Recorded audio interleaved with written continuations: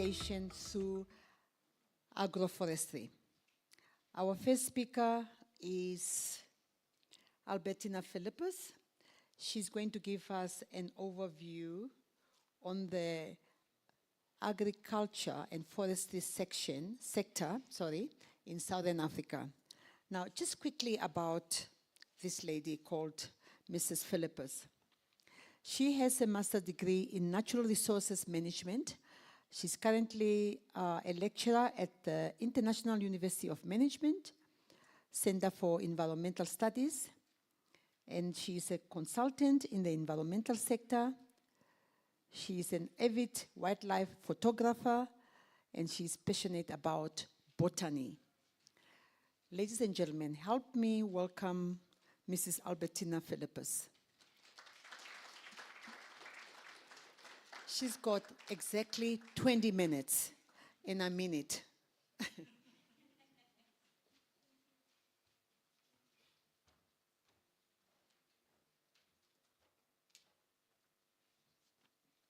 Good morning, ladies and gentlemen. Did our 20 minutes start already? Yes, started. Okay. Thank you so much. Can I have this?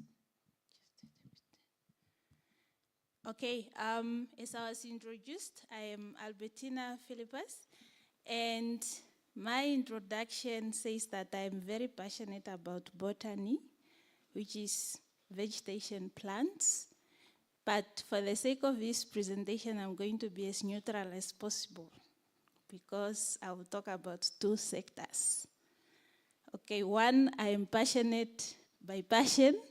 Another one, I am passionate by nutrition, if you get what that means. Please give me the next slide. Oh, it's this one.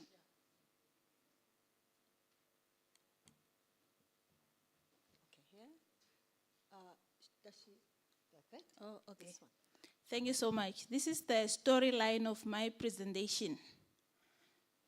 Before I go through that, I would like to tell you a little story in 30 seconds. Traditionally, if you are African or Namibian, I think most of us here are Namibians, we can relate to the story. When a young man gets married, on his wedding day, he is given a range of gifts, and one of them is an axe, right? In other words, he needs to have a field. He has to go farm and produce for his family. We have two sectors. The forest being the virgin land, which has to be converted to a farm land.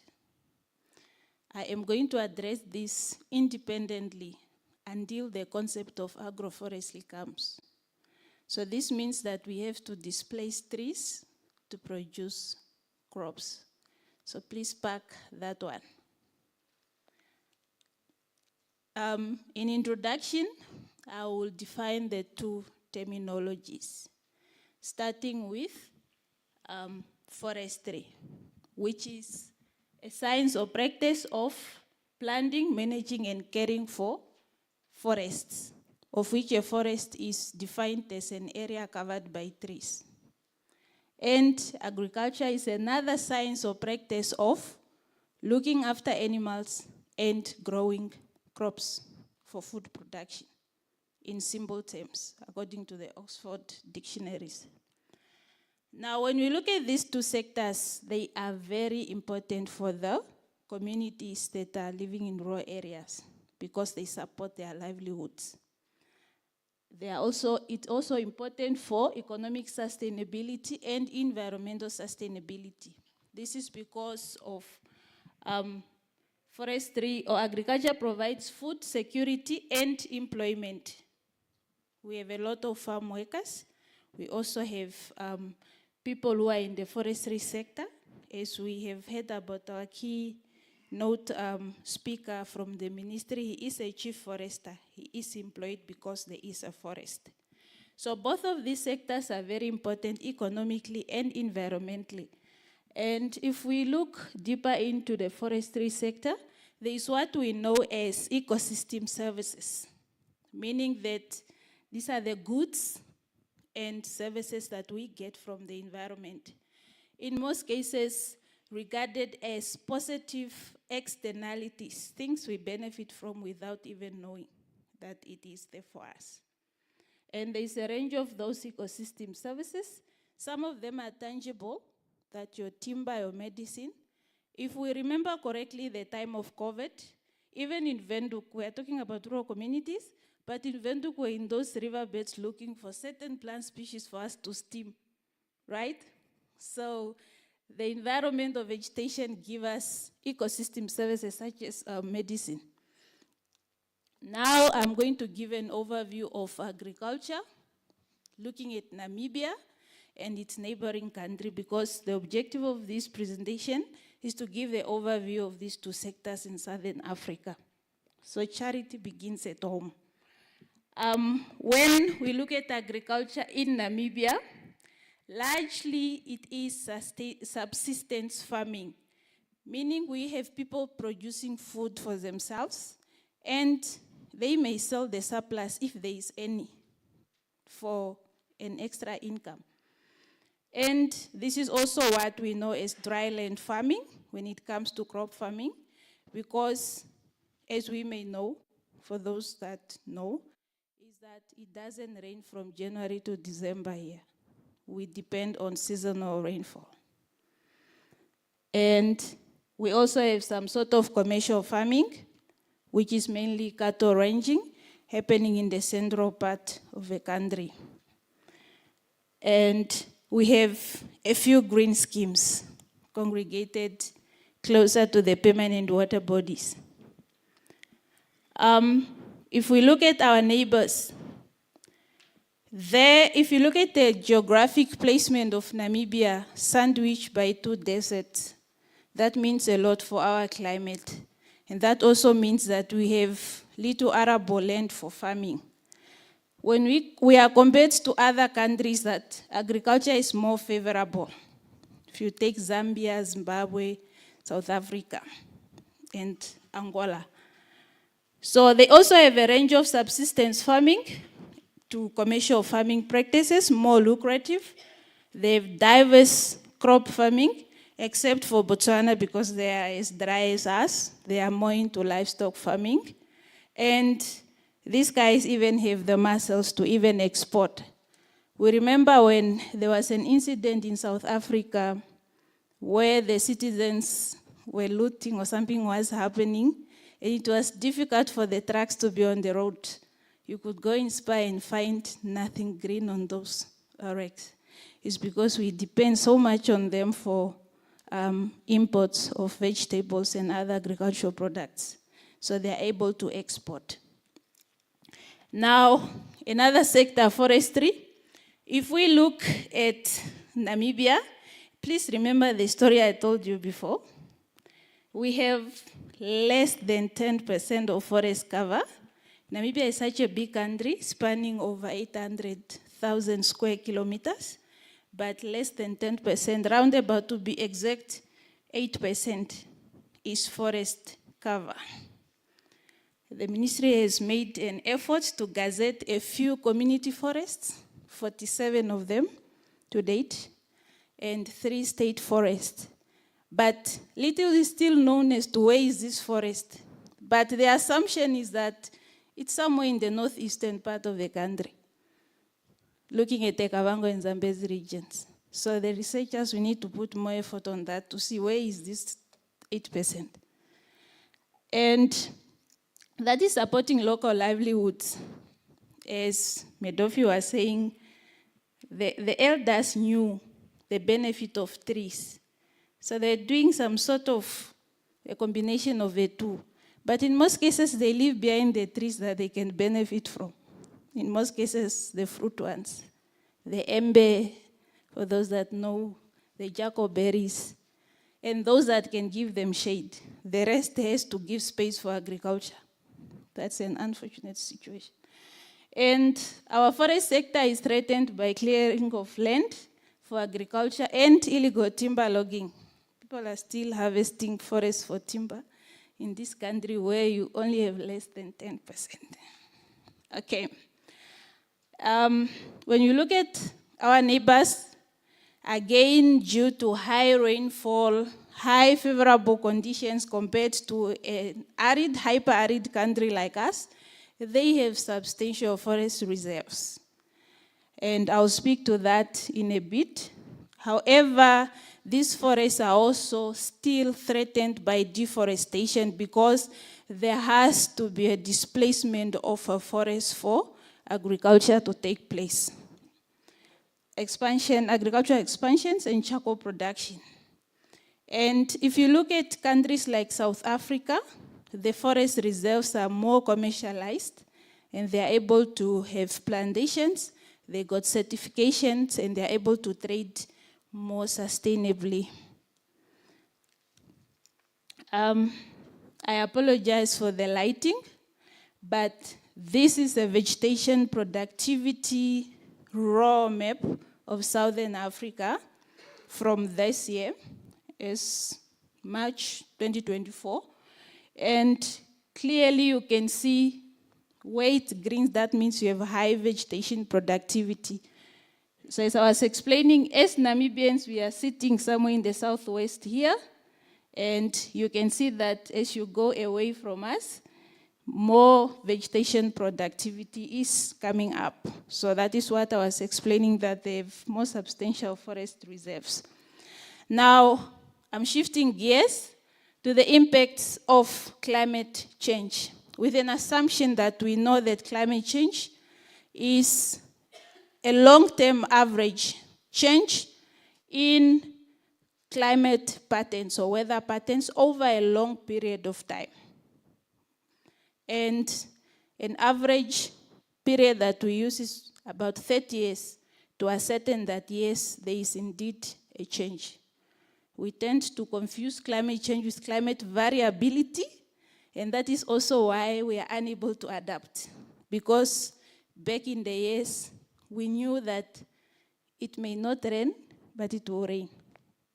But now, it may not rain, it may not rain even again, and it will not even rain. And when it rains, we won't know that it's going to rain. So we won't be ready for it. So that is why we are unable to adapt, is decoding the two terminologies, climate change, climate variability. That should be our homework, to know the difference and for us to design the right adaptation strategies. Climate change comes with high vulnerabilities, meaning you are exposed but you don't have the armor to protect yourself against that catastrophe. And that also comes with reduced crop yields and rangeland degradation. This is because we depend on seasonal rainfall, meaning that if it doesn't rain, a rural farmer will not be able to produce crops or food for their families. Remember, a young man who got an axe, he will not be able to produce. And that also comes with low forest regeneration and productivity. If it did not rain again, there will not be new trees coming up, which would sustain the life of that forest. And we know that forests give us ecosystem services. This also comes with loss of biodiversity, which is consequently causing loss of ecosystem services, all these products or goods and services that we get from the ecosystems. The key challenges that persist with climate change is water scarcity, which is not getting any better. In a country that is so dry, if we take Namibia as a case study, the little water that we have is subjected to high evaporation. We have put down impoundments to capture water, and this water is going back to the atmosphere free of charge, and it's not coming back. Land degradation, again, as we are running these two sectors separately, of which one affects the other one, or whichever you put it, is that there is overgrazing because there is a need, there is a growing need to meet the food demand for our growing populations. So we are putting more pressure on the land. That comes with soil erosion, making our soils more and more unproductive for crop production. Food insecurity, that is because of our high dependence of seasonal rainfall. We have seen that statistics had it over 600,000 Namibians as of October last year were food insecure, and that number has gone up. Drought relief is being rolled out, but that's a small bag for the whole month for a household of 12 people. I don't know how long that can feed the people. Now we are going into wildlife, another discussion of another day. So food insecurity, it is a key and pressing challenge to us. We also have statistics of people or kids that have died of hunger in this country. Loss of forest cover and unsustainable forest management practices. People are desperate and they want to bring food on the table. Oh, okay. Maybe it's my second last slide. Okay, so all that is driving or is threatening is a key challenge to our forest sector. Policy enforcement and lack of all sorts of capacity. Okay, it can be human resource, financial, you name it. This is also a key challenge for us, especially when it comes to the management of rangelands and forests. Now that we know that we have problems, they say when you identify problems, also come with solutions. And I think this conference has brought that solution. I'm going to briefly touch on that in 5 minutes. Sustainable solutions and adaptation to climate change. How about, I have this question here. How about the maize here, mango there, with livestock in the mix, and a few trees? That is agroforestry. Agroforestry, as you may know, as the previous speakers have explained it, it combines then agriculture and forestry together. There is more information that we have here, but for the sake of time, I'll run to the last point. The trees can produce many valuable resources like fruit, timber, or fodder. I'm saying that to build my next point. Why agroforestry? It's because it's deemed sustainable. When we say an avenue is sustainable, it's because it's able to prosper the 3 pillars of sustainability at the same time, which are your economics, the social benefits, and the environmental benefits. So you have the people, the economics, and the environment in the same room. For income benefits, there is extra income streams, of which from those fruits and everything that you are producing, from both crop and trees, you are able to sell the surplus. And social benefits will then have, or it is perceived that there will be improved food security and also an increased resilience to climate change. Remember, we are vulnerable to climate change. Environmental benefits, as you may have noted, the displacement of trees for agriculture. So now you are cropping and you are farming with both crops and trees. So you are prospering the 2 sectors at the same time.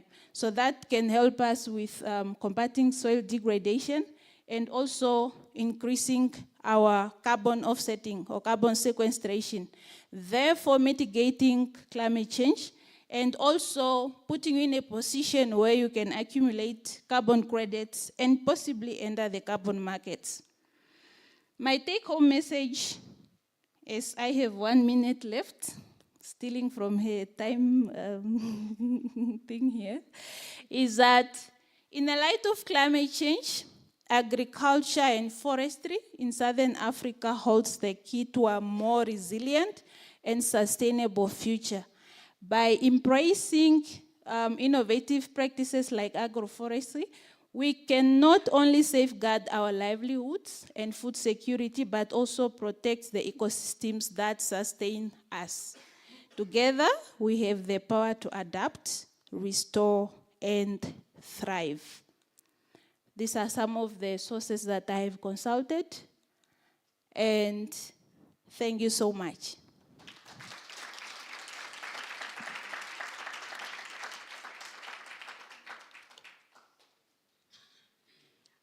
Thank you, Albertina.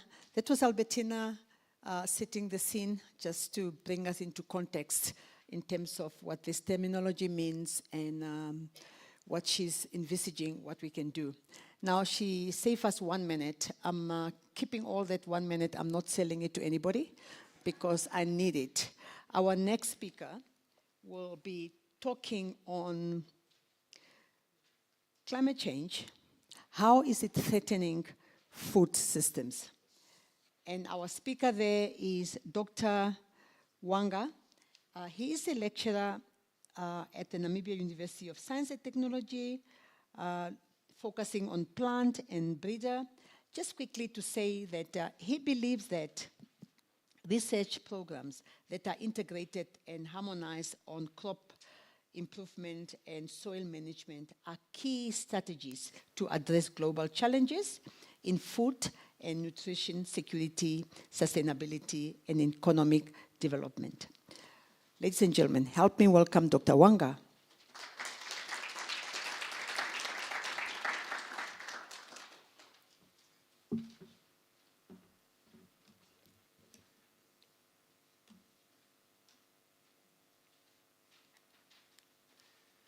Good morning. I hope I'll really say something important in this very great meeting with scientists, researchers who have better knowledge on agroforestry topic than myself. I am a crop scientist, but they are also telling us when you use the term scientist, you scare some people away, and some prefer the word researcher. So I don't know which one is best. However, when I joined NAST about 3 months ago, one of the questions that I asked myself was, what is that which I can bring along from the Ministry of Agriculture? As a crop researcher focused on plant breeding, I did not want to concentrate on plant breeding alone or shift into specific area. So the idea called Grow Better Crops then came up, and last week, or about 4 days ago, I added an image to that idea called Grow Better Crops. And that idea is to contribute to the many efforts that are happening in helping mitigate the threats that are coming with climate change on food. The next slide, please. I am in charge. Sorry for that. Yes, if we look at this graphic image, somebody spent a lot of time putting it up, and we all agree that today the challenge we have is balancing our population growth. In Namibia, we are encouraged to give more birth, increase our population. We are just 3 million, while the world is up there telling everyone to reduce their population, because we are facing the demand, the high demand of food. How do we do that? At the same time, two efforts are needed. Namibia needs to increase the population And out there we are told, reduce the population, because with the increased demand of food, more land is needed, more water is needed, and more energy is needed. And to cover that, in many cases, there is high demand for agrochemicals, which are polluting the land, polluting the water system. The question is, how do we go about that?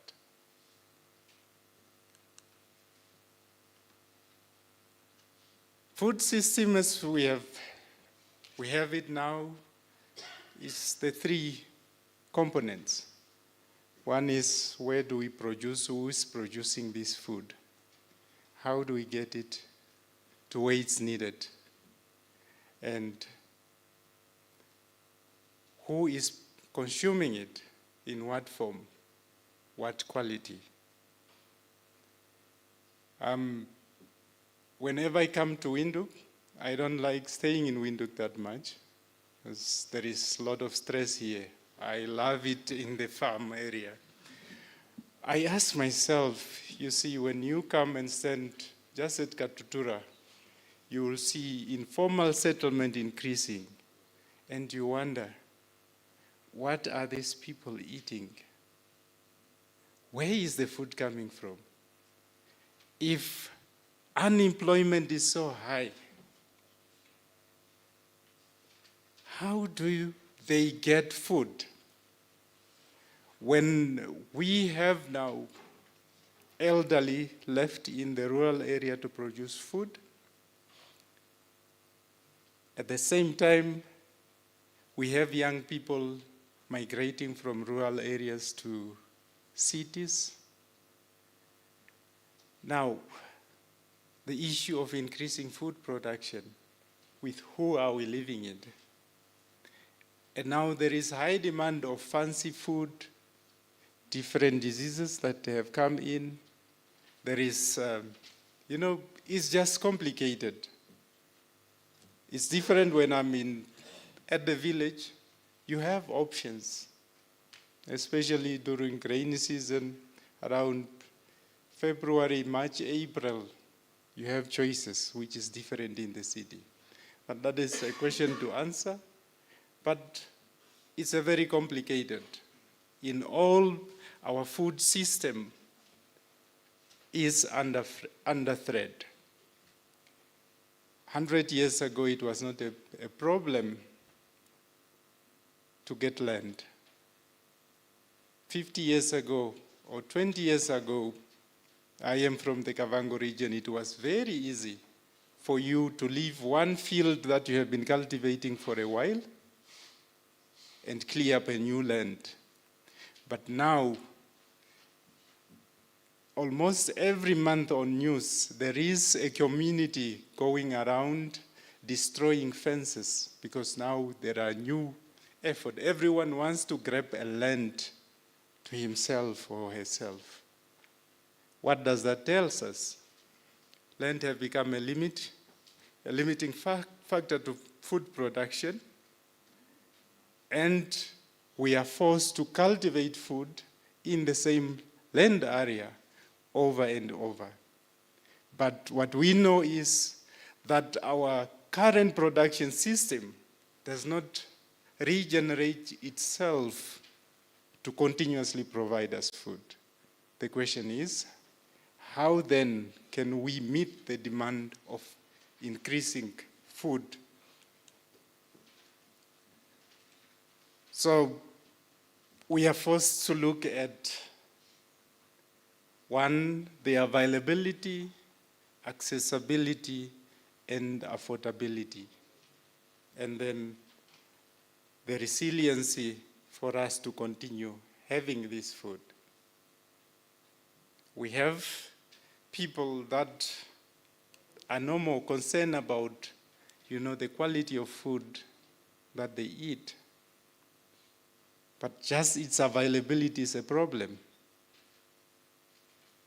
Soup and pap have become a daily food for some household. How do we address that? Is that not a really big threat that we have?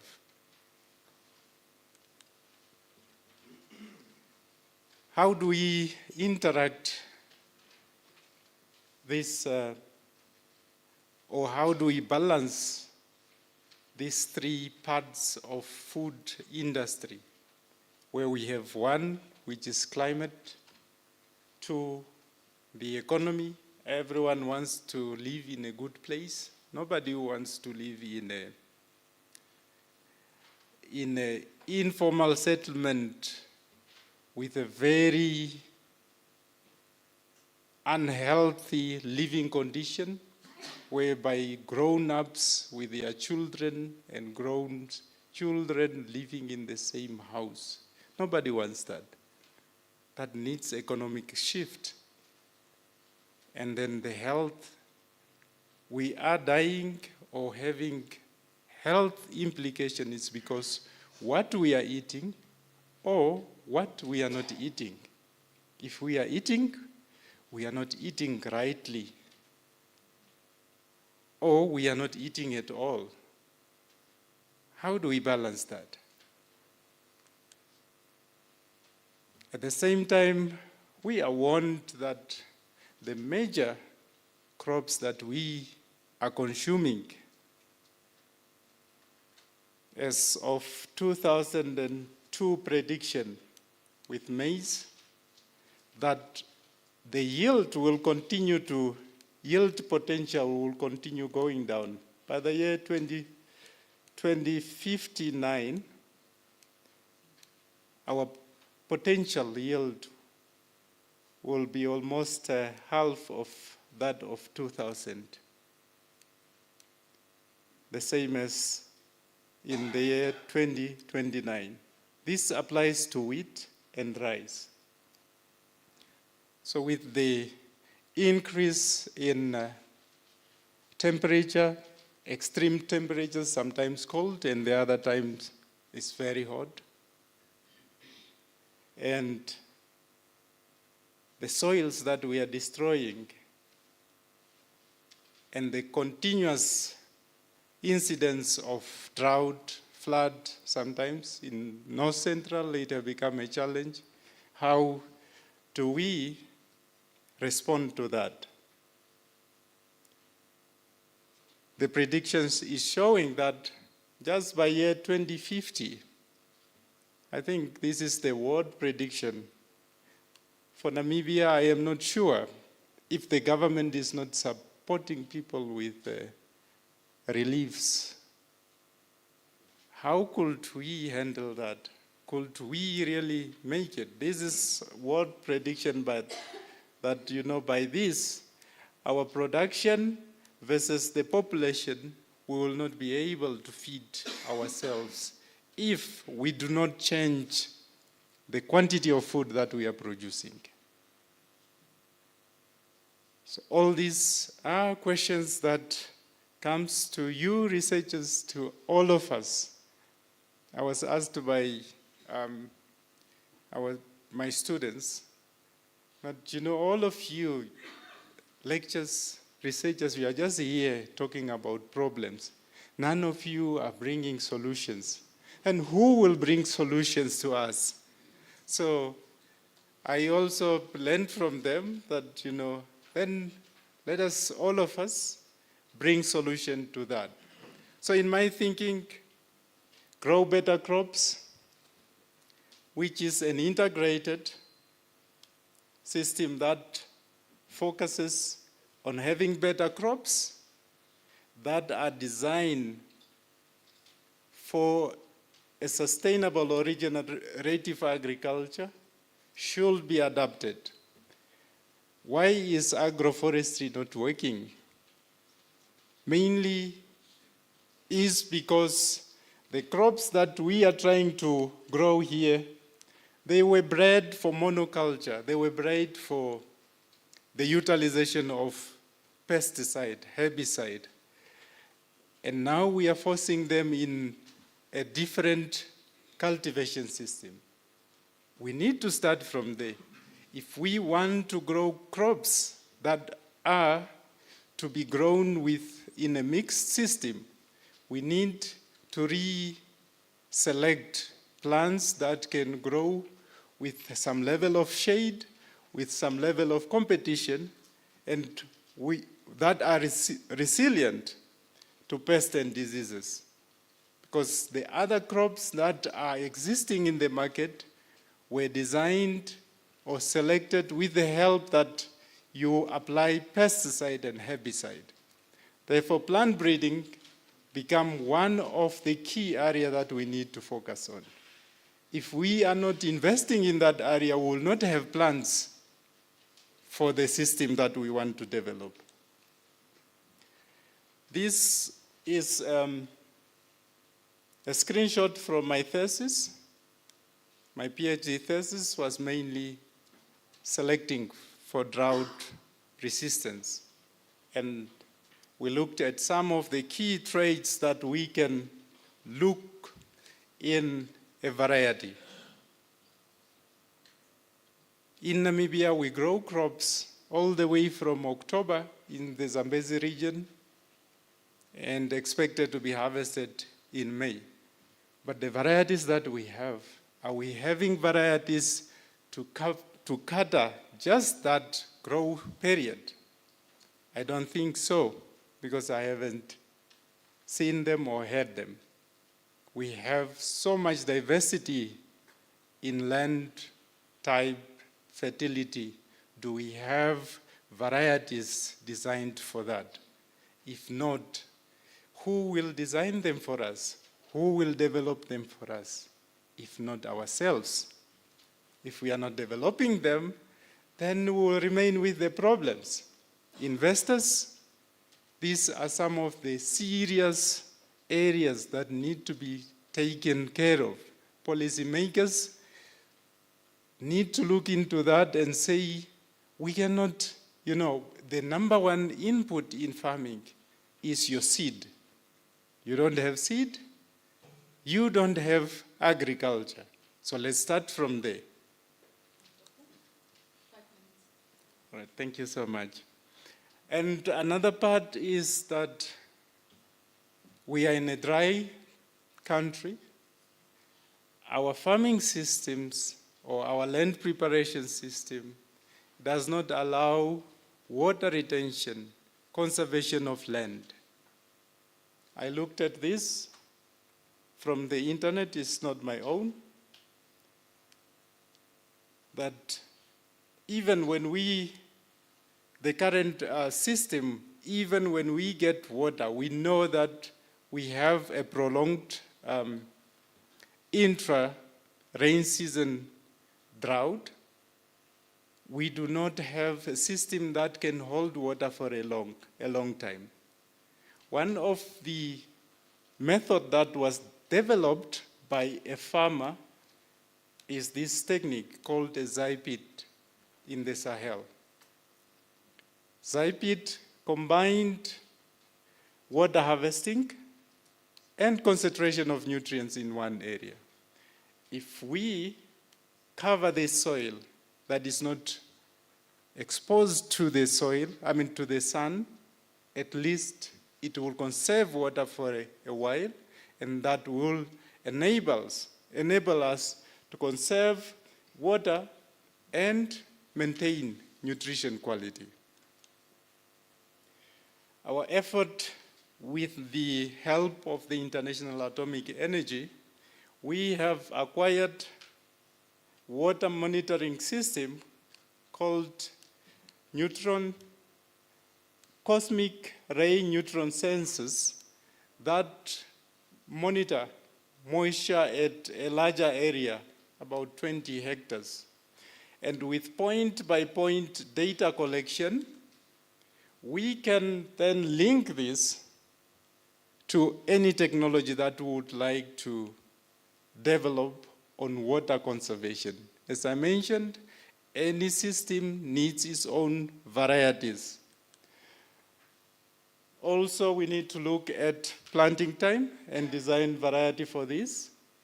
Avoid this type of planting, and also planting density for us to conserve the environment.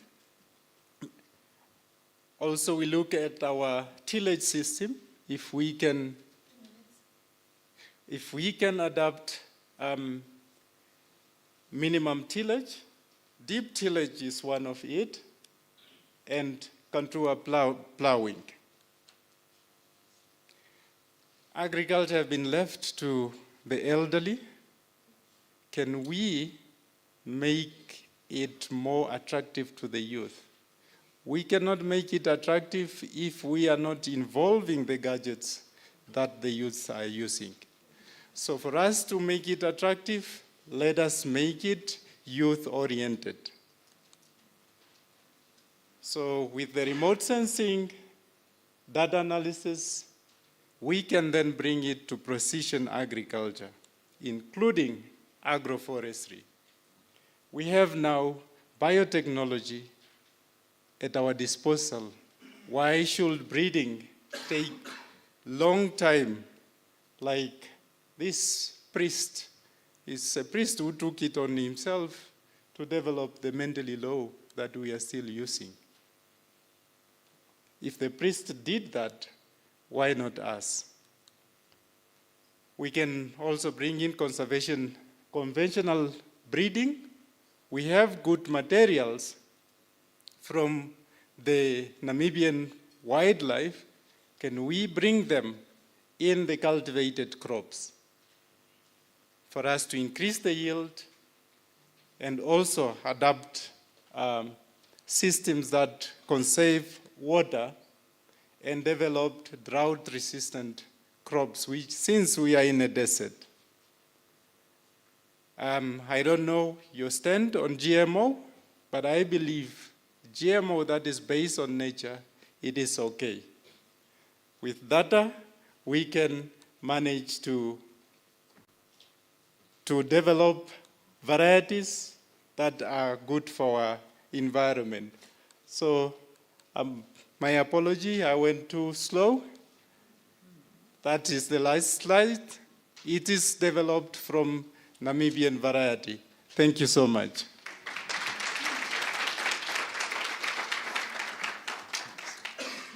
I apologize, Dr. Wanga. I need to keep to time, but thank you so much for the interesting insights of your presentation.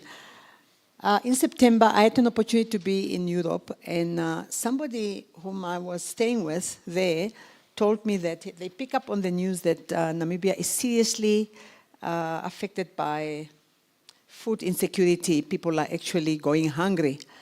And I was like a bit shocked because I did not really realize how worse the situation is. Just be mindful, when you are in your house and you have food to eat, you need to realize that there are a lot of people in Namibia going hungry. And this is why our food insecurity, it's really, really a big challenge. Thank you, Doctor, for sharing with us in terms of how worse that situation is. It's basically just bringing an awareness for us to take note. Without further ado, in this session number 1, we have one more speaker, and that is Dr. Shepherd. Dr. Shepherd is basically looking at, let me just quickly check my notes. Why is agroforestry a viable option to consider? Now, he is an assistant professor.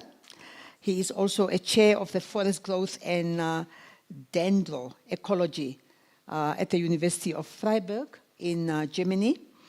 Dr. Shepherd is an experienced researcher in the field of agroforestry, forest management, and non-timber forest production.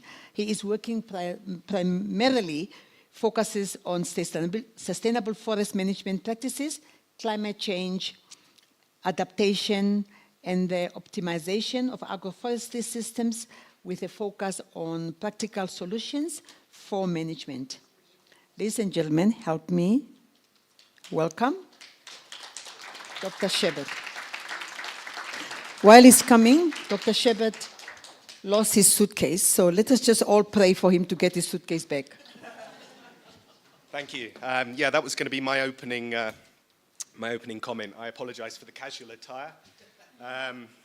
I do have shirts packed, but they're somewhere between the airport and here. So I'm optimistic that I'll have a change of clothes for later. So that's good. Thank you for inviting me to your beautiful country. My task today is, or I've been given the task, to talk about agroforestry as a climate-resilient response to climate change, particularly focusing on Southern Africa.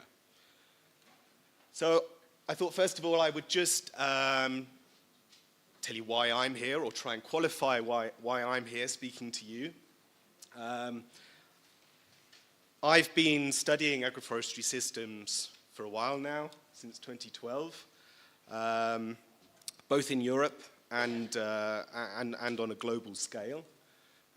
My doctoral thesis was focused around agroforestry as well. I'm a forester by training, so I focus on timber production, particularly valuable wood production, and I've done that within widely spaced systems, so agroforestry systems fall under that remit.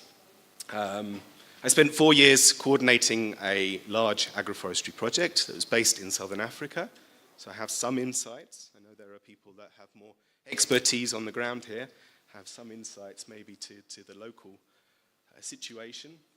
I'm part of an established team at Uni Freiburg in Germany where we all work on agroforestry projects, etc. Yeah, my other interests have been nicely introduced here to what I also do. And I also teach. And I teach agroforestry and sustainable forest management to bachelor and master students in Germany. Okay, good. So my structure today, this has been, I'm quite happy to see that the previous two speakers have nicely framed my presentation this morning. First of all, I want to sort of cover a little bit about climate change, what might happen, particularly here and in Southern Africa. I want to dig a bit deeper into what agroforestry systems are. So some basics, what puts the agro into forestry. Okay, I've kind of gathered that there are some real experts here, people that work with it all day, every day, and there's some people that are just exploring the term and they don't really have all the detail yet. So maybe some of the elements of my presentation here will help you build on that foundation. And then I want to move forward into some of the benefits that agroforestry can offer, okay, and frame that within the climate change discussion. So, first of all, climate change. I found this nice diagram. I hope you can all see it. It's a bit light. This is from an IPCC report focusing in on West Southern Africa.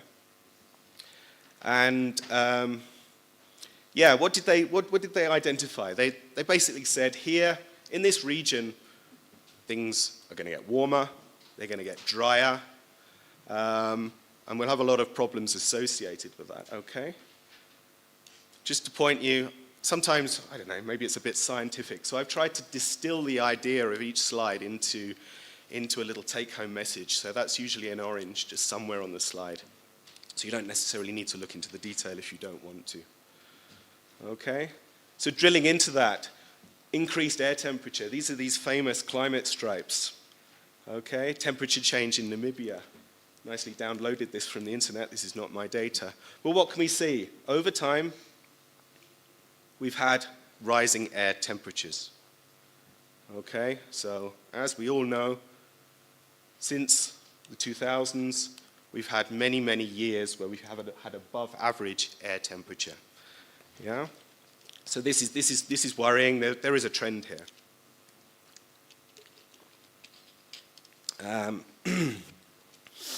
Likewise, we're seeing potential trends for reduced rainfall. And I found this nice journal article, which is based in Windhoek here, okay, which is showing past rainfall from 1945 to 14, okay, and predicted future rainfall patterns going up to the mid, so up to 2060 or so. And okay, we have a predicted reduction in rainfall. This is difficult, obviously, to quantify. I know here rainfall patterns are rather irregular, but we're suggesting there could be a trend in reduction, leading to increased aridity and drought, which obviously has a huge, huge impact on farming. And then coupled with that, we have increased risks of soil erosion and land degradation. So this is quite an amazing picture that we pulled off a NASA site showing wind erosion in the south of Namibia. This is just dust, okay? And then work of a colleague as part of my project, Florian. He focused on this southern African region and made an index for land susceptibility to wind erosion. And here, Namibia, we've got high susceptibility here identified. And then coupled with an evaluation of mean annual frequency of dust storms. So we can see here in Namibia, potentially, with increased or less water in the soil matrix, we have a potential to lose soils and lose our valuable resource here for growing crops. So, agroforestry. This is where I move on. This is touted as an idea or a method to help alleviate some of the effects of climate change, okay? So this is a graphic I had from a publication I did in 2020. Here, I'm not going to go into it, we haven't got enough time. The next slides will hopefully build on this. We have potential climate change predictions, and then the mitigation and adaptation that agroforestry can provide. Okay. So I said I would drill down into what agroforestry is. And this is a slide that I show my students. So what is it? The mix matters, okay? So agroforestry is a mixture of trees and shrubs with crops and or animals, okay? And importantly, is this integration, yeah? It's a system that works together. It's not separate parcels, they're integrated within one land holding, okay? Usually you have 2 or more species of plants, and one has to be a woody perennial, so a tree, a bush, a shrub, something that has, lives longer than 1 year. Generally, we say they need to have 2 or more outputs, so it's a system that needs to provide and has an output. And it's inherently more complex than monocropping systems. And when I say complex, we're talking about complexity in ecology, in economy, in structure, and function, okay? And then we have also the temporal side of things, a complete rotation of agroforestry, AFS, agroforestry systems, is greater than 1 year. So in contrast with a monoculture system, which you plant something, you harvest it, and then you start again the next year, we've got this multi-year aspect. Good. So broadly speaking, there are 3 types of agroforestry. We've got agri-silviculture, so trees with crops, okay? Silvopastoral systems, trees with animals underneath it. Or agro-silvopastoral, which is a system, or examples of systems that can combine all 3, okay? Agroforestry is such a broad term, okay? It encompasses so many different systems, yeah? And we can't cover everything today, so I want to just give you some sort of examples. We have spatial differences within the system, okay? So here, from this article, we have trees that bordering crops. We have rows of trees. We have bigger rows with crops in between, or a random mixture. Okay, so we have different spatial arrangements. We can also have different temporal arrangements. We can have crops that are planted in amongst woody perennials, and those woody perennials are maybe coppiced. They're cut down at the base and incorporated into the soil, and then the crops come up. So you've got a different got a different structure in the plants that are growing over time. Okay, so it's a wide mixture of components, and we can't cover it all today. My presentation here rather covers more the tree element. I don't have so much to do with the animals, so don't forget about the animals here. It's also an important part of the system. I wanted to show you a few examples. I hope they're clear on the screen here. Just some pictures I've collected over the last few years. So here, this is a rather informal system, Fadeherbia albedo with maize underneath it. So we have the trees here and the maize underneath. Okay. Gliricidia and maize, again, also quite an informal system. This is a nitrogen-fixing plant that can add nitrogen to the soil. Okay. This is an interesting one.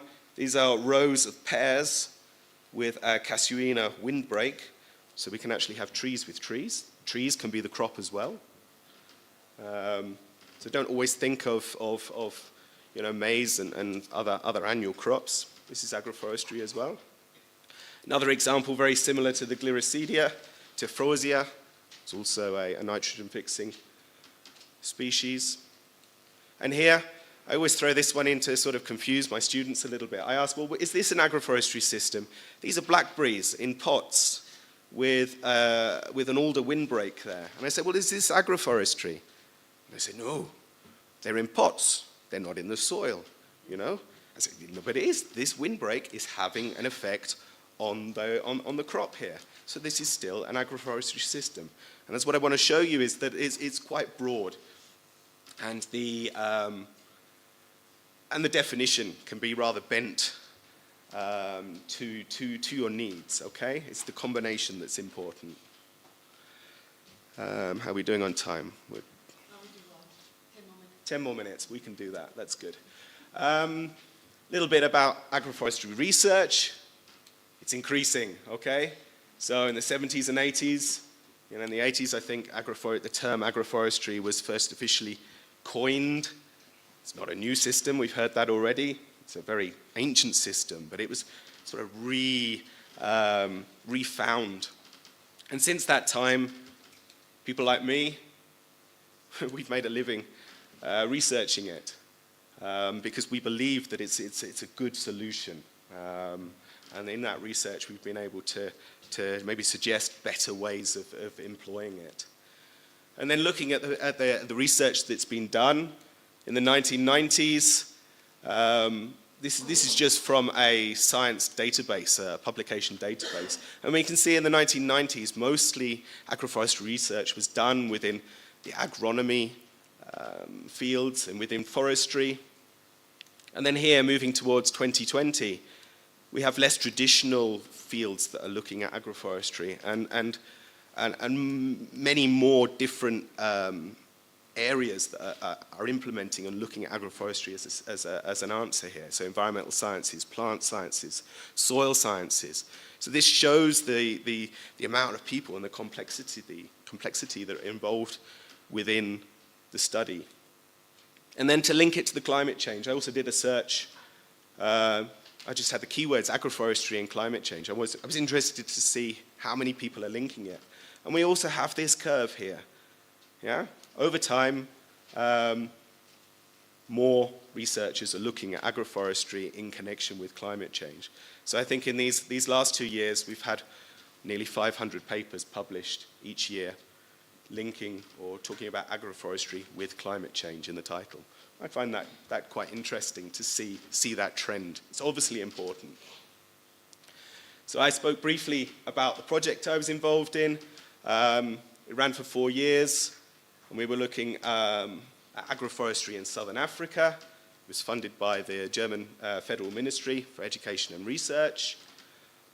And we were looking mainly at ecosystem services and environmental benefits, the human-environment interactions, and a big part, and in my mind, the most successful part of this project was the knowledge transfer and the educational transmission.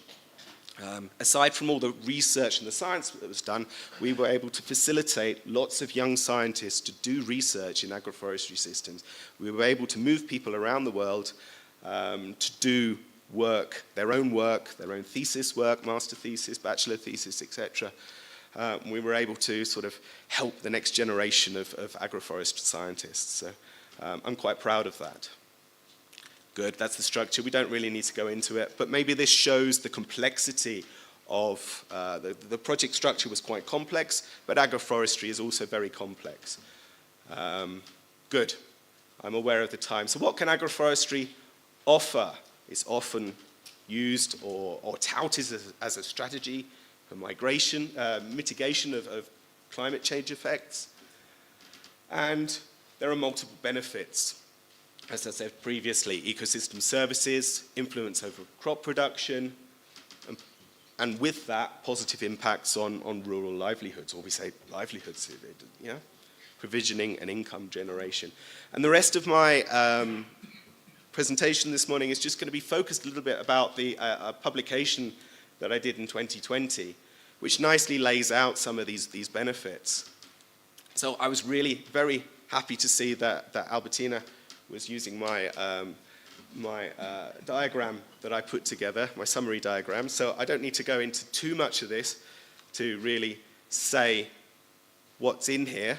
Multiple benefits, okay? So in the following slides, I want to sort of drill down on some of these. So 5 minutes, okay. So we have influence over crop water demands. Okay, so if we have trees within the farming matrix, we can influence the wind and the air movement passing over our fields. And by doing that, we can lower wind speeds. For example, here, we can lower evapotranspiration, so the water coming out the plants, there's higher water retention within the fields. We can influence the temperatures, so the temperature might be, the air temperature in the fields might be reduced, but the nighttime temperatures might be increased a little bit, so we have more stability. Yeah? So, benefit. Some trees, better than no trees. We have the chance to prevent soil erosion and land degradation. So in the same way as the last slide, having a structure in your field will have an influence on the wind flow. I've already said the wind speed on the ground can be influenced. This is some work that Roger Funk from Brandenburg in Germany did. He was also part of the project. He was looking at landscape structures and how they influence the wind flow and the soil stability. So this is from mapped features, and here this is from LiDAR. These are heights of features within fields and within a farmed landscape. And here he showed a vulnerability. He was able to, with these landscape feature heights, he was able to give a vulnerability of the soils, how at risk they are of being eroded, for example. So lots of potential there. Having trees inside fields will also have an influence on the water fluxes. So here we have a system here. This is the same one as I had the blackberries in pots. This time they're actually in the ground. We have a windbreak, and then we have rows of blackberries. And Svenja here within the project, she looked at certain rain events and was able to show how the presence of trees influences the infiltration of water into the soil. Okay, and this is also linked with evapotranspiration. The trees will have a water use, but it can be modified, and we can use this for our own benefits. We can increase soil fertility and the carbon storage potential. So this picture here is maize alone, or maize with Glycidia. Rebecca was in Malawi, and she was studying this. And what she was able to show is that having an agroforest, having a tree species within the matrix, had positive impacts on the nutrition of the soil. So here we have carbon content. The dark is with the intercrop, with the tree species, and the grey without. So carbon is increased and nitrogen also increased. She did the same investigations in South Africa and came up with very similar results. So we have a potential increase there. 2 minutes. Okay. We have biodiversity benefits and natural pest control. By having trees in our matrix, we've built up the complexity of the landscape. We've basically given species more habitat, more places to live.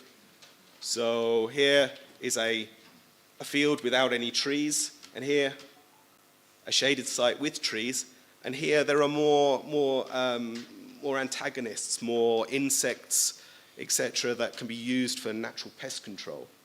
Okay, so another benefit there. We don't need to look into the detail from the literature.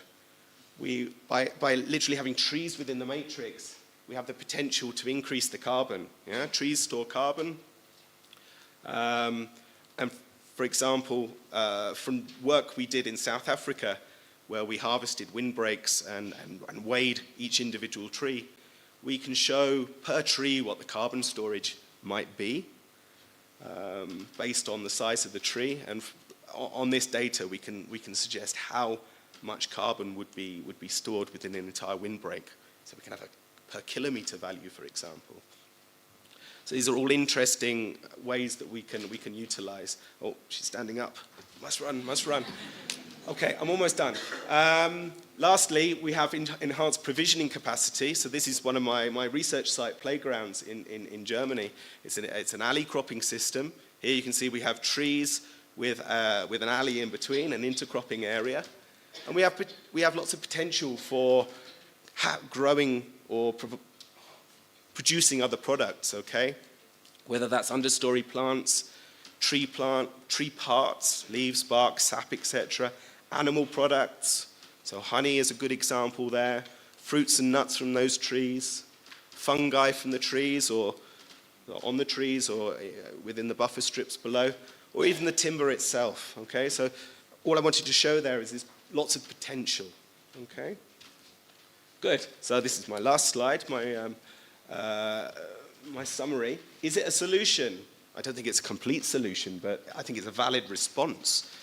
The problem is much greater. And I put this caveat in here. The climate, when we focus in on Namibia, the climate and geography of Namibia is very varied, and there are very individual problems here.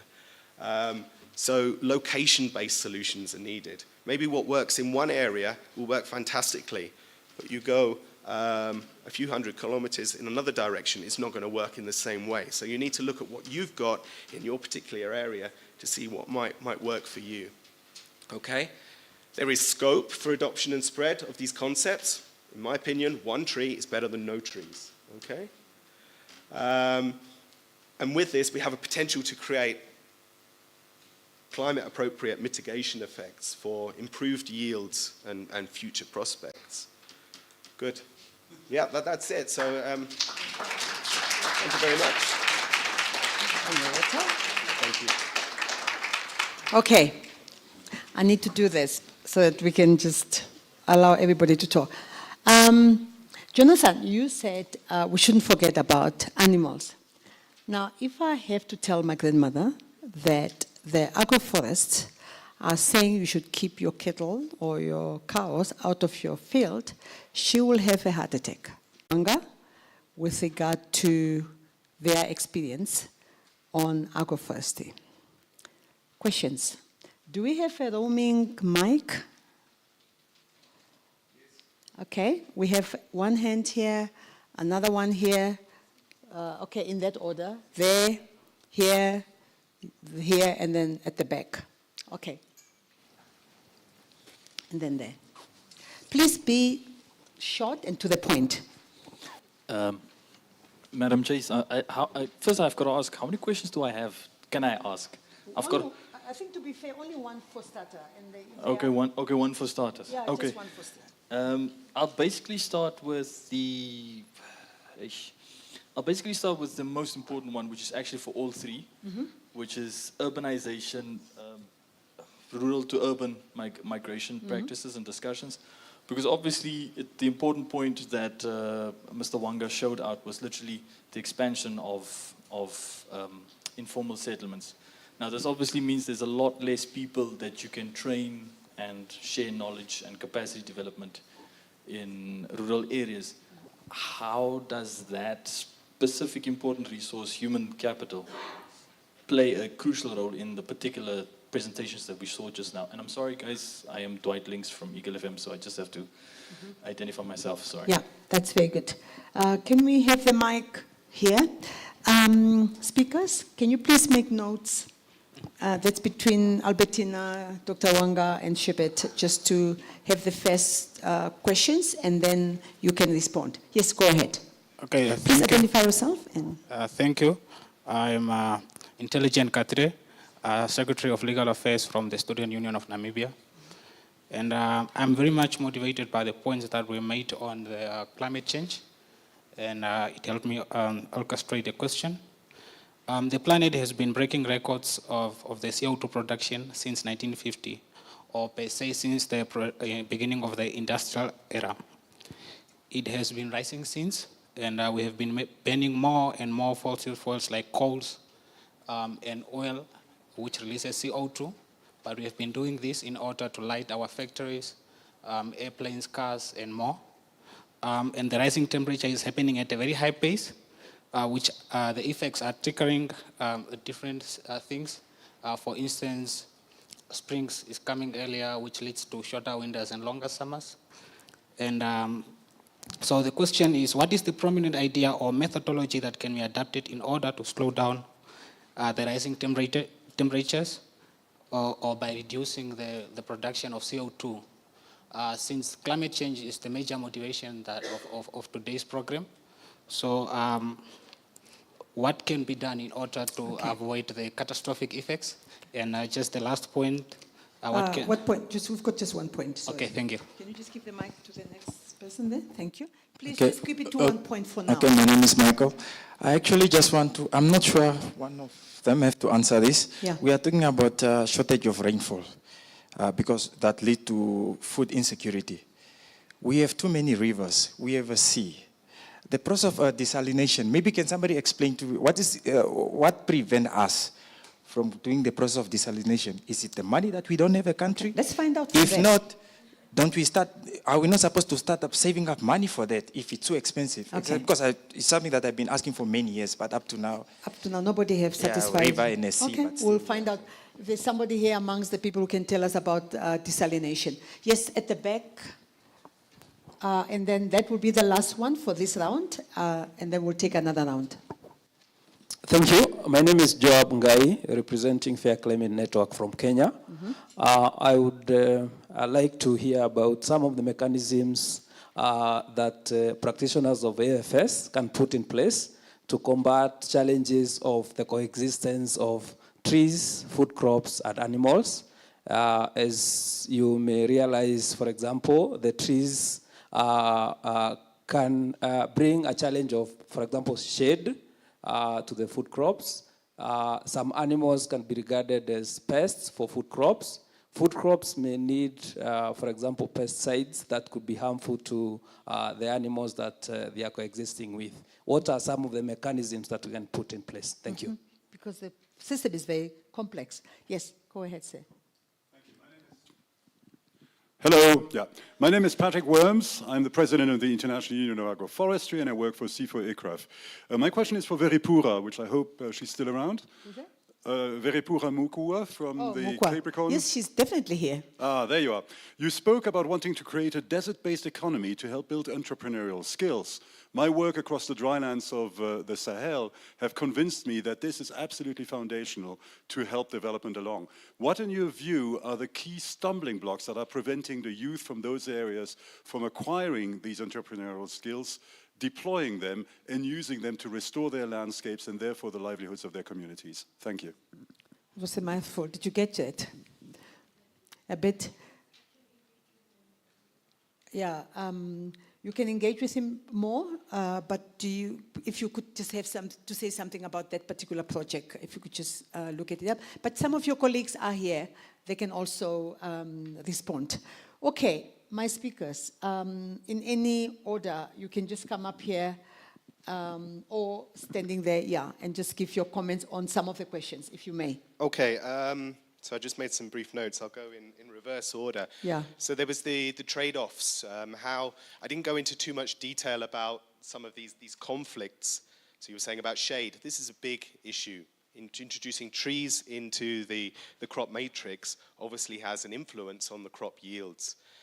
In Germany, shade is not wanted. It reduces yields. But we might actually find that the shading effect of the trees within dryland ecosystems can actually increase the yield. So shade might be beneficial. You have to think about your targets and your desired outcome from your site. within the planning stages to make sure that your cows aren't running through and destroying your maize product. So maybe a temporal system is better than something spatial. Yeah, it's a very, very broad set of systems. So trade-off is my take-off there. I don't know anything about desalination, but I do believe there is an agroforestry project here in Namibia. When I was doing a little bit of research for this, I think there is an NGO that's doing this work on the coastline here in Namibia. So a quick Google search will find that for you. Yes. Exactly, and then I comment to the first question with the urbanization. I think maybe I miss your question a little bit, but there's a need for skills. So urbanization means that potentially there's a skill set missing. Agroforestry is complex, okay, and you need a particular skill set to be able to do that. Farmers don't necessarily have the skill set to manage trees. Foresters can't necessarily, or tree managers can't necessarily manage crops. So you need kind of a very much a broadened skill set to be able to do that. It's a really, really complex question there. So. Okay. Yeah, Albertina or Dr. Wanga, do you want to engage in some of those questions? Yes.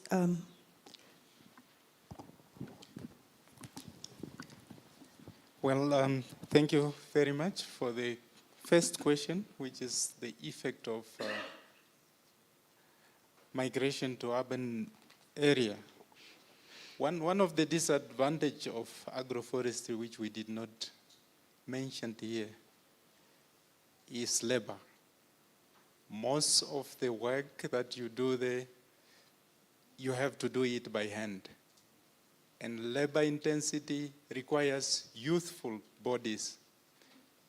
And then if we don't have the youth in the rural area, that means we are designing a technology that is not ready to be accepted in the rural areas. That means we have to look at another technology, not agroforestry, because one input, the number one input is labor. Because you will not have machines that will go around unless, some robots I'm seeing nowadays, trending on social media, which are not here in Africa or in Namibia. So that is not our technology. So for now, we rely on hands. So the hands are in town, the technology is recommended for rural area. So we need to balance that. And on desalination, I'll answer it as a researcher, not as a politician. What I will say is the willingness, because the technologies are there to be adapted. It's just us having the willingness and then set up policies and investment strategy to make sure that we adapt the desalination strategies. Otherwise, we are seeing, like Middle East, they have done that. Israel is doing that. Why not us? So, and the final one on carbon emission, how do we reduce that? We are addicted to, electricity, cars, and so forth. Can we stop that? The answer is no. As long as we cannot stop, that addiction today, we do not have a solution, immediate solution to answer that. Unless we start educating ourselves and say, can we reduce the use of the carbon emission activities and adapt something that is in reverse of it? Otherwise, we do not have a solution that combine they don't coexist. One is increasing, the other one is supposed to be, reducing. That technology is not there. The only way that we can address that is adapt the reducing of the emission. So far, we are just increasing the emission, but not reducing. So we have to look at how do we reduce our own addiction. Thank you so much. Thank you so much. Mukwa, do you want to say something quickly? Okay. Regarding the Rural Revive Initiative, so this is a project that is in Malta here. It was founded by the Wolverdans company, so it's a tourism company. So basically, I'm not the expert to answer on this question, as this is just one of the projects that we do support. But basically, so Malta here is a small village with 6,000 people living in there. So what we find much is that people come to Windhoek and the bigger towns for jobs, and what they really want to focus on and are working on is just how to, grow the economy of the Malta here. And they are taking the examples or the practicals that they have covered at Wolverdans, which is a lodge, and just to replicate that in Malta here. So what we find there is that Malta here is a drive-through town, very quiet, not much happening. So what the Rural Revival wants to do is just to, grow that economy there. And the agriculture or supporting the small-scale farmers is one of the initiatives. In addition to that, they also are working on recycling. So how can the tourist companies around there, start to recycle and so on? So they're working on creating, or they have launched a hub there where they'll be working on recycling. Another is a laundry room where the lodges around in the Sossusvlei and so on will be dropping off their laundry stuff, and so they have a washroom there to support. So it's not only on the small scale or agriculture that they're looking at, but other initiatives, including vocational training in hospitality and so on. Okay. Okay, but I can engage later on further. Yeah, so I think during maybe a break, you could just link up with her. Maybe she could direct you to somebody who has got much more hands-on experience on what's happening in Malta here. Thank you so much, Mukwa. Can we take another round of questions before we close the Q&A? Yes, your second question. Let us start at the back there. Yeah, and then we come to you. Keep your hand up. Okay, then they know. Good. Thank you very much. My name is Roy Michello. I'm working under Kapete Ecological Center from Zambia. In my case, it's a concern, so I will need some reactions from the previous speakers. I think according to the presentation, I would like to find out, because the reason why you are here, we are talking about agroforest because of the issue of deforestation and the climate change, which is at our midst, and the rising temperatures. Now the question is, according to your presentation, for how long will it take for all these presentations to be actualized? Because you see the climate change actually is moving at a higher rate. And is it that maybe all these presentations, they are just on papers, but they are not in reality? And when are they going to be implemented? Thank you very much. Thank you. The mic is behind you, coming. Thank you guys, I'm back again. Second question is just about, it's actually a two-part question. So it's based upon that agroforestry seems like a format of something I heard happening in Europe that sounds like rewilding. Is there a differentiation from that term? And the second one is ultimately also, how does agroforestry factor into what SADC and the AU have been planning? It's two initiatives, one in the Sahel, which is the Great Green Wall Initiative, and then SADC wants to do the same, also in SADC, but a similar scenario. How do these systems play into the agroforestry, or these definitions play into the agroforestry explanation? Thanks. Okay, anybody knows about it? Okay, so you want to ask a question? Okay, one more question on this side.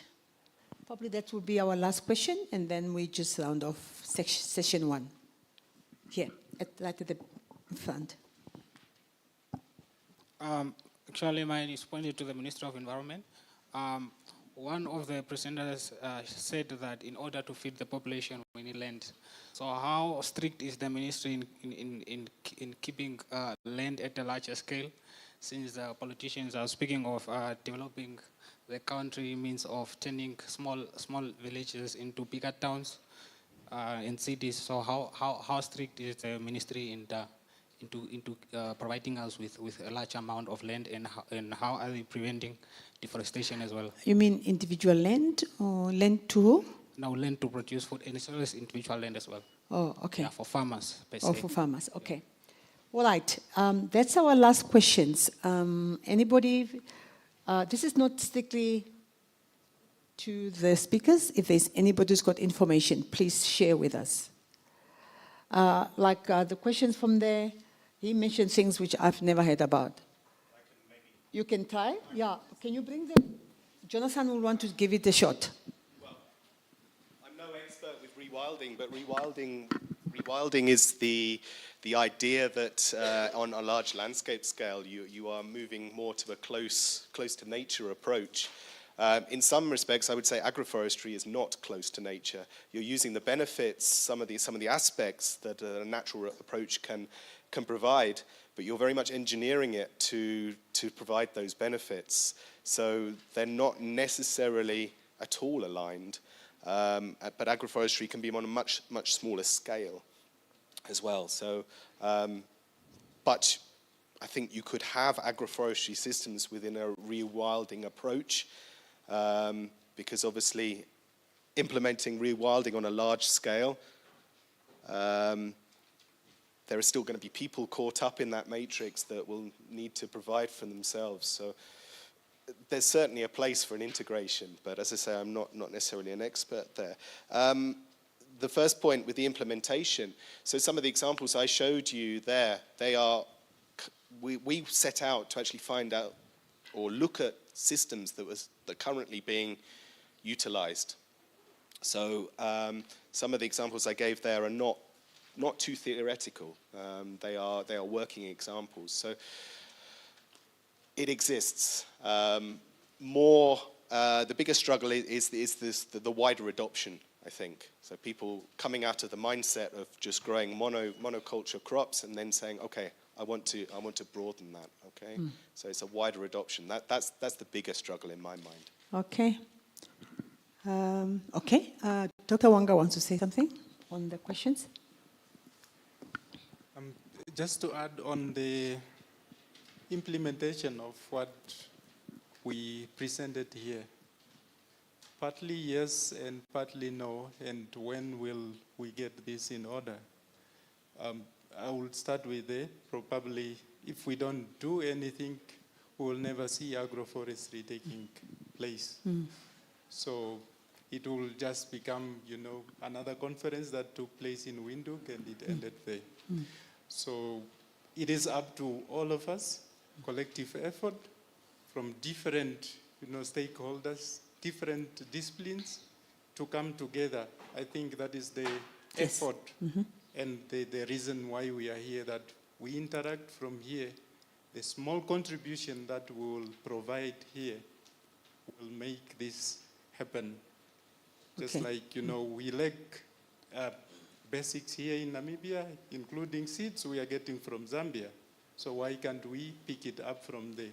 We know you are from Zambia, you're doing something, and Namibians should interact with you and form up something that will merge to go forward. Thank you so much. Yes, thank you. We might not answer your question.